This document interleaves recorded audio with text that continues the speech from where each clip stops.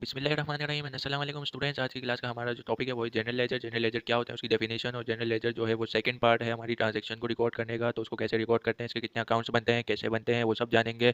तो चले आज की वीडियो हमारी स्टार्ट करते हैं। तो स्टूडेंट्स, जनरल लेजर के क्वेश्चन को स्टार्ट करने से पहले ये मैंने कुछ टर्म्स लिखी हुई हैं जो बहुत ज़रूरी हैं जनरल लेजर के क्वेश्चन को सॉल्व करने से पहले। तो पहला क्वेश्चन क्या है, what is general ledger? To find information of a particular account we make general ledger and to finalize और to find balance BD of a particular account so that from that trial balance could be easily made. इसका ये मतलब है कि general ledger वो चीज़ है जिसकी मदद से हमारी जो इन्फॉर्मेशन है वो फाइनलाइज होती है बैलेंस बीडी या बैलेंस सीडी की फॉर्म में। वो जो बैलेंस बीडी है वो क्या होता है, वो हेल्प आता है किसके लिए वो हेल्प आता है ट्रायल बैलेंस बनाने के लिए। ट्रायल मीन्स एक कैश अकाउंट है हमारे पास, एक हमारे पास है कैश अकाउंट। ये हमारे पास क्या है, कैश अकाउंट। तो इसमें कैश की सारी ट्रांजैक्शंस आएंगी। कैश है, बिकॉज ऑफ कैपिटल हो रहा है तो वो भी लिख देंगे, बिकॉज ऑफ सेल्स आ रहा है तो वो भी लिख देंगे। जितनी भी रिलेटेड ट्रांजैक्शन जो कैश को इन्वॉल्व कर रही हैं वो ही लिखेंगे। जैसे कैश डेबिट है, कैपिटल क्रेडिट है। तो इसमें हमें क्या लिखना है कि कैश को डेबिट करना है बिकॉज ऑफ कैपिटल। तो ये जो बिकॉज ऑफ आ रहा है, कैश डेबिट आ रहा है, तो ये क्या कहलाता है, कैश अकाउंट। मीन्स इसका मतलब हुआ कि to find information of a particular account, अलग अलग अकाउंट की इन्फॉर्मेशन हमें पता चल सके। कैश अकाउंट अलग, कैपिटल अकाउंट अलग, सेल्स अकाउंट अलग, परचेजेस अकाउंट अलग।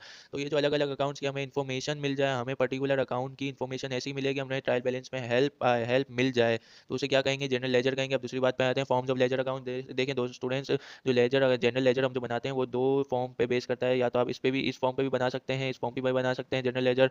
अब यहाँ देखते हैं कि स्टैंडर्ड फॉर्म क्या कह रहा है। स्टैंडर्ड फॉर्म जो पहला वाला है, स्टैंडर्ड फॉर्म, वो ये कह रहा है कि स्टैंडर्ड फॉर्म ऐसा होता है। आप ऐसे स्टैंडर्ड फॉर्म भी कर सकते हैं कि डायरेक्ट आपने कैश अकाउंट लिखा, डेबिट क्रेडिट की हेडिंग डाल ली और लाइन मार दी। जो डेबिट पे कमिंग इन है बिकॉज ऑफ, जो मैंने जितना भी समझाया ये क्या मैंने स्टैंडर्ड फॉर्म की में ही समझाया है। तो ये हमारा क्या स्टैंडर्ड फॉर्म है। अब दूसरा वाला जो है वो है क्या, वो है running balance form. Running balance का मतलब है कि फ़ौरन फ़ौरन हमारे पास बैलेंस आ जाएगा। फॉर एग्जांपल ऐसा है कि डेट 1 जन में है, यहाँ पर कैश लिख दिया। हम कैश का कैपिटल का अकाउंट बना रहे हैं, उसमें कैश लिख दिया। कैपिटल के अकाउंट में हमेशा आपको पता है कि कैपिटल क्या होता है, क्रेडिट होता है। बिकॉज ऑफ कैश लिखा है हमने, तो कैपिटल 50,000 आया। यहाँ पर बैलेंस तो 50,000 आएगा ही आएगा। दूसरे वाले का अगर 1 लाख है डेबिट में कुछ भी वजह से, तो इन दोनों को माइनस करके 50,000 आएगा।